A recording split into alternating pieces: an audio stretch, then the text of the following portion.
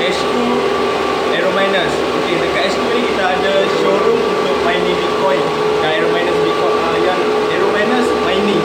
Okey, sekarang tengok, lihat belakang saya ni, mining yang showroom. Okey, yang Aero Miner untuk yang mana-mana leader ataupun yang achieve dalam Aero